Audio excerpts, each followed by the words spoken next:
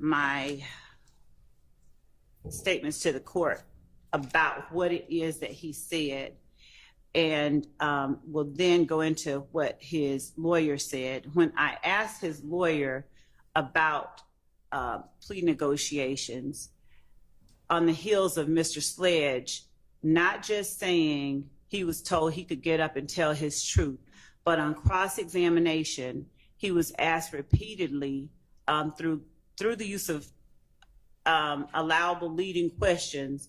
These weren't your words. You didn't write it. You didn't understand it. You didn't know what you were signing. You felt like you could come in here and tell your truth. You signed it regardless. I'm not directly quoting, but essentially, even though it wasn't true, you signed it. And things of that nature were elicited during cross. You signed it because you wanted to get out to go see your sick mom, things like that. You were in Fulton County Blues. That's the only reason you signed it. These aren't your words.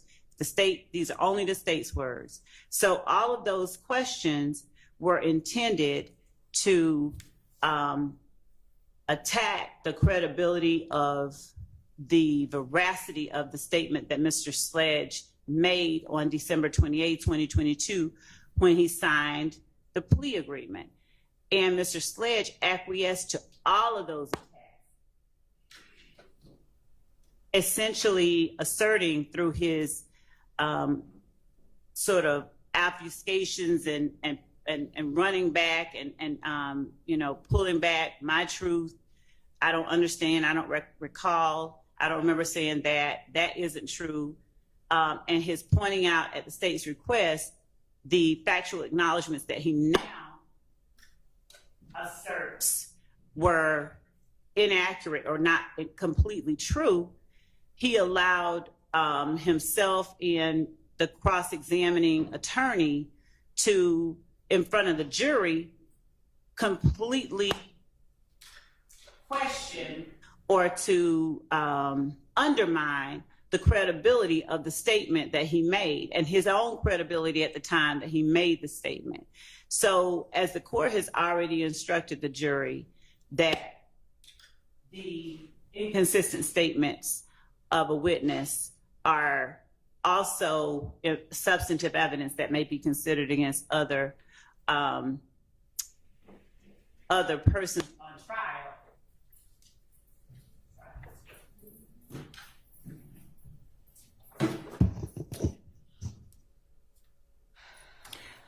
Can the court hear me okay? Yeah. All right. So as the court has already instructed the jury that it can now consider that statement as substantive evidence, what we've seen is an attempt by the defense to destroy the jury's faith in the credibility or veracity of that statement made by Mr. Sledge on December 28, 2022.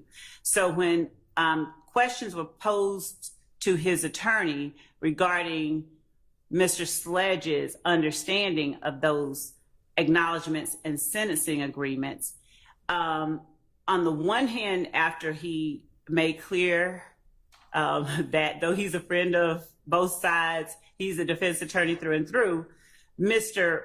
Wright, though he did clear it up, he seemed to his answers on cross-examination, there were some things that were not true. There were some things we didn't agree to. He was kind of vague with it, and it took belaboring point by point for him to even acknowledge, hey, number 3, number 8, these are the only 2 anybody took issue with. So at this point, Your Honor, I believe that the iterations that were presented to Mr. Wright and to his client per his words are important because it is further evidence that corroborates Mr. Sledge's understanding of and his understanding of the final plea agreement that is 1AS and 444Y, and his ability to effectively engage in and have an active hand in that final document that he signed on December 28, 2022.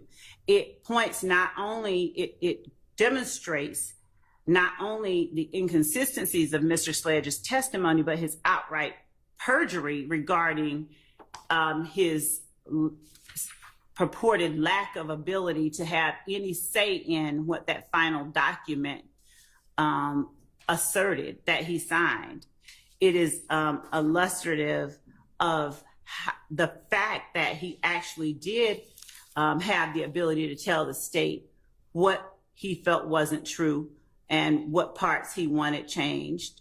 And I think that our position is that it is relevant in showing or allowing the jury to judge the credibility of statements Mr. Sledge has made on the stand versus the credibility of the statement that he made on December 28th, 2022. The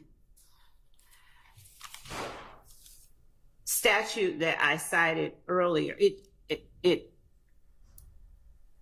it substantiates our position that the representations that Mr. Sledge made under oath on December 28, 2022 were part of a long and detailed negotiation and refinement that Mr. Sledge himself took part in.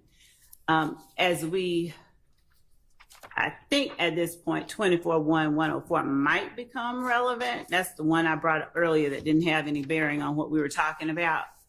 But inasmuch as 24-1-104 speaks to the code section not limiting the right of a party to introduce before the jury evidence relevant to weight or credibility, we believe that this particular evidence allows the jury, it is pertinent evidence that they should be allowed to see, to understand fully what was put before Mr. Sledge, what he did dispute, what he did not dispute, and so that they can compare it with what he finally agreed to and make a better determination about the truth of the statements he made on December 28, 2022.